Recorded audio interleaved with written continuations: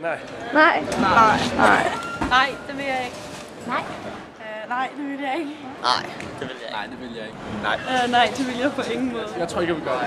Nej. Nej. Nej.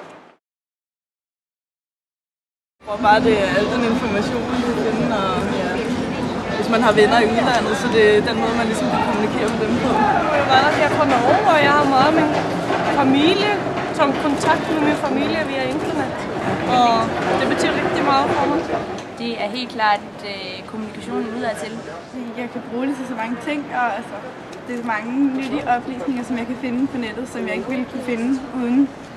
Og det vil jeg ikke opgive. Jeg mener, at der sker alt for mange vigtige ting og oplysninger hen på nettet, og det er blevet en alt for stor del af et menneskes hverdag. Fordi at internettet er efterhånden blevet en del af vores identitet, og det er lidt svært at forestille sig en hverdag uden, og det synes jeg ikke er 1 million kroner værd at gå glip af. Og det er en stor del af ens hverdag.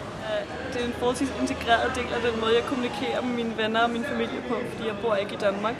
Så opgiver jeg ligesom noget andet, og jeg synes ikke, det er værd at opgive det som en, ja. Fordi at man bruger det hver dag, og det er sådan, det der sådan ens netværk sådan, til ens venner og sådan noget. Så det vil jeg ikke opgive. Dem finder alt også kort, og det man skal bare det hele. Nej, det tror jeg heller ikke. Nej, heller ikke. Ja, det skulle jeg nok. Ja, hvis jeg fik 1 milliard i cold cash nu, så lidt mindre. 100 millioner. Jo, kanskje, måske 1 milliard. For 1 milliard kroner vil jeg nok overveje det meget kraftigt.